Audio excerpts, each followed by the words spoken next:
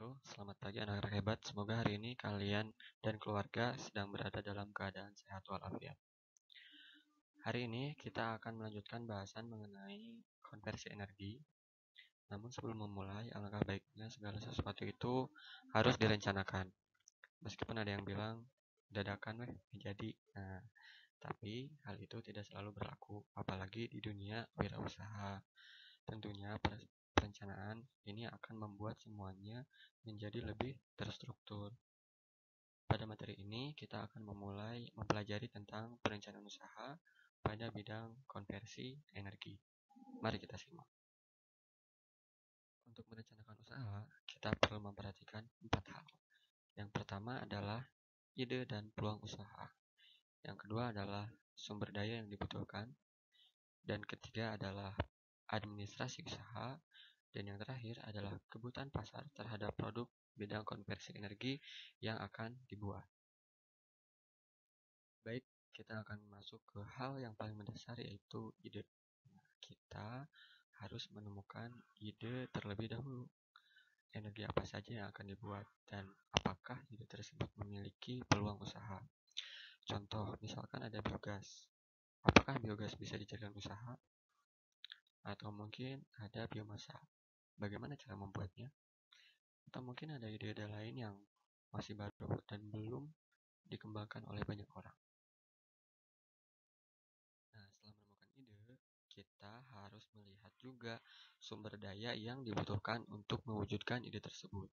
Sumber daya itu harus memperhatikan beberapa hal. Nah, yang pertama adalah atau manusia. Siapa sih yang akan membuat produk tersebut atau membuat usaha tersebut? Kemudian yang selanjutnya ada money. Money udah tahu ya, tentunya uang atau modal. Tapi modal ini jangan terlalu dipikirkan.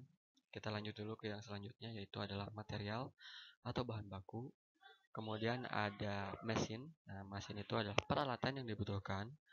Kemudian ada metode atau cara pembuatan produk tersebut. Yang selanjutnya adalah market. Kepada siapa produk tersebut akan dijual dan oleh siapa produk tersebut akan dibeli.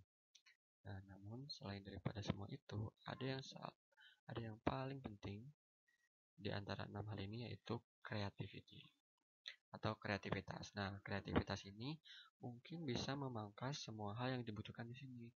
Mungkin bisa memangkas modal, mungkin bisa menggunakan material-material dari bahan bekas, mungkin bisa menggunakan cara-cara yang lebih sederhana dan lain sebagainya. Kita perlu memperhatikan creativity atau kreativitas.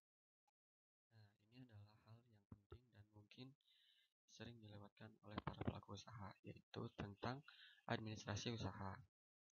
Untuk administrasi usaha ini biasanya digunakan untuk hal-hal yang bersifat administratif, seperti perizinan. Yang biasanya kita harus perizinan ke kantor desa untuk membuat surat izin usaha atau SIUP ya, gratis pengurusnya. Ini sebagai legalitas kita melakukan kegiatan wirausaha. Kemudian ada surat menyurat. Nanti mungkin kalau misalkan perusahaan sudah besar, itu tidak menutup kemungkinan akan ada yang mengirimi kita surat atau kita akan mengirimkan surat ke orang lain. Kemudian yang selanjutnya ada pencatatan transaksi. Ini sebagai bukti transaksi apa saja yang sudah kita lakukan. Misalkan uang keluar udah berapa, uang masuk udah berapa, beli apa, kemudian ada barang yang keluar dan lain sebagainya. Yang terakhir adalah pajak. Nah, ingat, orang bijak bayar pajak. Nah, yang terakhir adalah kebutuhan pasar. Tentu pembuatan produk itu harus barang yang memang dibutuhkan oleh pasar. Jangan sampai kita membuat produk yang sebenarnya tidak dibutuhkan oleh pasar.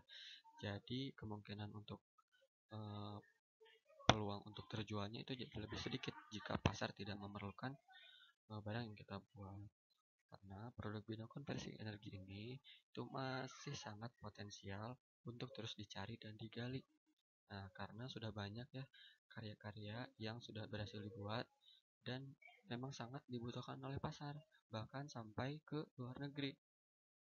Nah, kita tinggal mencari-cari dulu contohnya, apa sih wirausaha yang sudah sukses, kemudian kita cek lagi apa sih yang dibutuhkan pasar, dan lain sebagainya.